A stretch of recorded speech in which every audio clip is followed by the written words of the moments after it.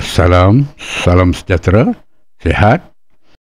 Tidak timbul salah siapa bila tiba-tiba phone kita diserbu ataupun dimasuki virus iklan, ya. Kerana ia sudah jadi perkara biasa hari ini. Masalah biasa ialah seperti kita menonton, tiba-tiba iklan masuk. Itu biasa. Iklan bukan masalah besar, tetapi jika ia muncul acap kali, ya, itu yang menjadi beban, menjadi masalah kepada owner telefon. Soalannya, bagaimana longgokkan virus iklan ini boleh berada dalam phone kita?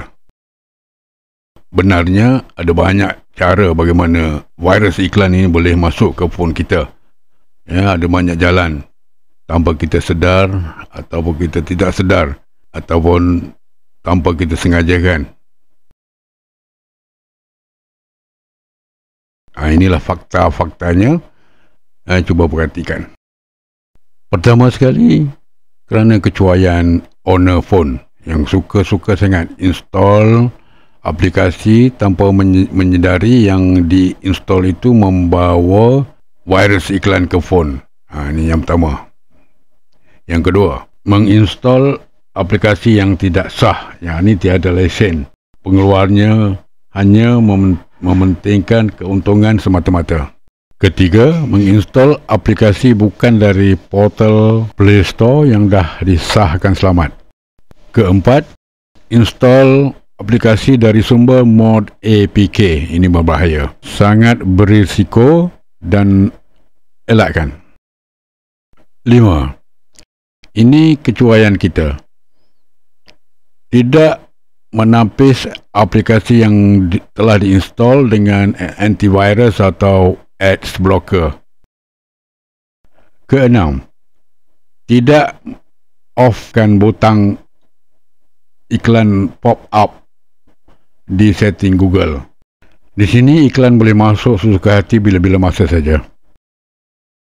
7. Tanpa disedari, owner telah menginstall aplikasi yang ada virus bahaya seperti malware atau adware. Dan ini yang ke-8, menginstall aplikasi percuma.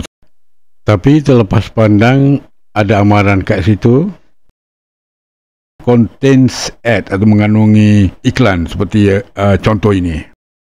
So, berhati-hati.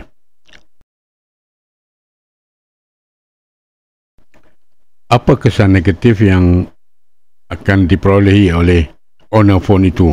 Maafkan saya, bukan semua, ya. Cuba tengok fakta-fakta ini. Seseorang itu akan beremosi seperti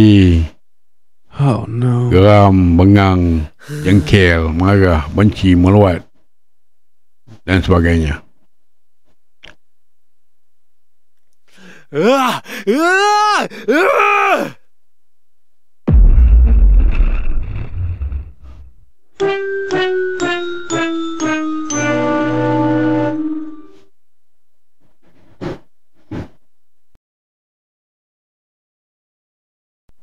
Masa terbuang begitu saja kerana kita cuba untuk mengatasi atau menyelesaikan masalah virus iklan tersebut secara persendirian, ya, tanpa merujuk kepada mana-mana pihak.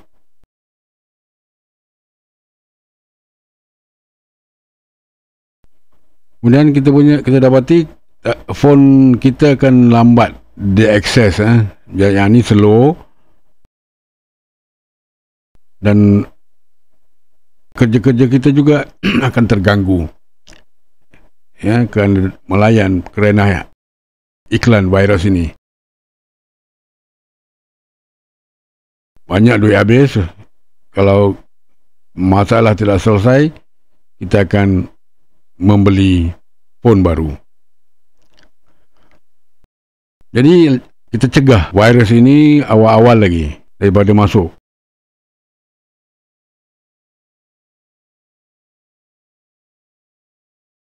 Okey, yang pertama kita kena delete atau uninstall semua aplikasi yang tidak berlesen itu daripada telefon kita. Kemudian pastikan kita offkan butang unknown resource di setting kita supaya tidak masuk iklan baru.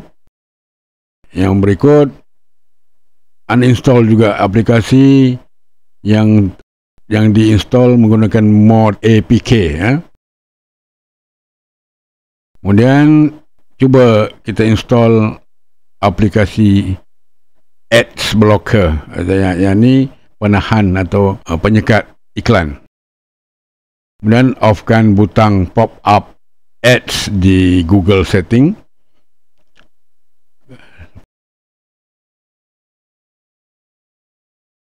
Sebab itu kita juga install aplikasi yang sah saja, yang ori, yang premium.